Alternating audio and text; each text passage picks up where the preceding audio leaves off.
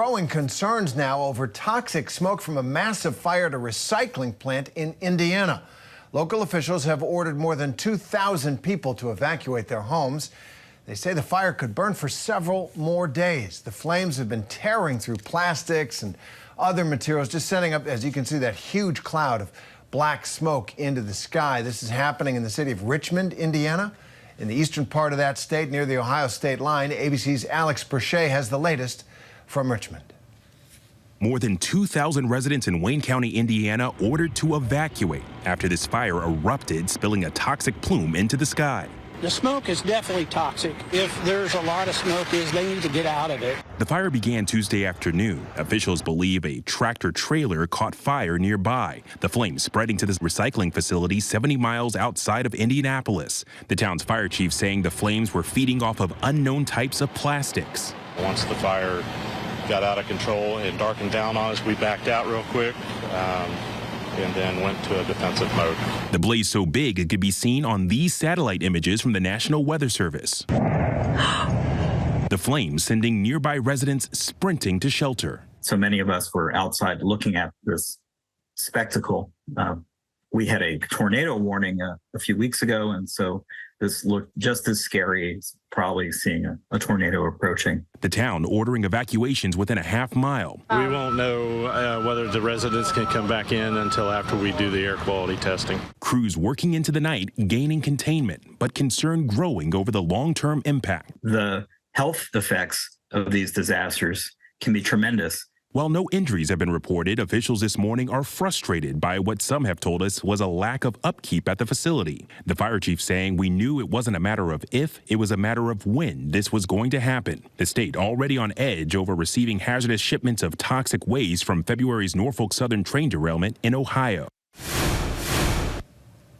And Alex Presha joins me now from Richmond, Indiana, with more on this. Alex, what more are you learning there on the ground about the fire, and how are residents reacting to concerns about that toxic smoke?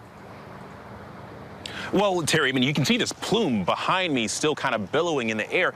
There's a lot of concern as to where that's headed. A lot of attention being paid on the wind patterns here. And right now it is blowing east, which is back towards the town of Richmond. And so there is some concern as to, well, does this potentially shift that evacuation zone or the zone of people that were told to shelter in place going forward? It's something that forecasters are paying a lot of attention to right now. But the other thing that we've heard in this town is a lot of frustration from both residents and even from some local officials who have said that, look, it wasn't a matter of if, it was a matter of when this fire would erupt.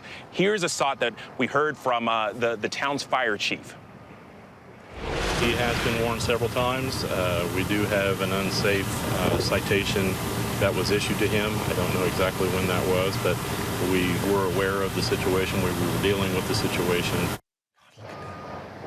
And so he was referencing the private citizen who is part owner of that recycling plant facility. Now, there's still a lot of questions here, Terry. Number one, well, that facility is co-owned by both the city and a private owner, so what was going on there? But then also, the big question going forward as fire investigators continue on this is what actually caused this fire? All right, Alex, it looks just from behind you and comparing with that incredible picture of the fire when it began, like it might be diminishing a little bit. Can you smell it from where you are? I hope not. And what are residents being told about the duration of this emergency?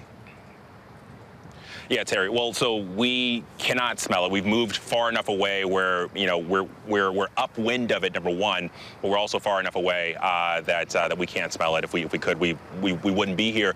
But what residents are being told is that for those that are sheltering in place, they were told to close their windows, also turn off their HVAC units, and that's going to be in place for the foreseeable future. The fire chief said last night until they're able to actually get air tests in to prove that the air quality here in some of these affected neighborhoods is safe. But the other thing that I would note is, I mean, you talk about turning these HVACs off. Well, it's warm today. It's probably going to hit mid to high 70s. And so that's also something that a lot of these residents are dealing with, going without air conditioning, not being able to open their windows on what is a warmer than usual spring day here in Richmond. Absolutely. Alex Presha, glad you're there for us in Richmond, Indiana. Since the East Palestine disaster, we are really covering what has been something that happens to a lot of communities, and we're glad you're there. Thanks. Hi, everyone. George Stephanopoulos here. Thanks for checking out the ABC News YouTube channel. If you'd like to get more videos, show highlights, and watch live event coverage, click on the right over here to subscribe to our channel. And don't forget to download the ABC News app for breaking news alerts. Thanks for watching.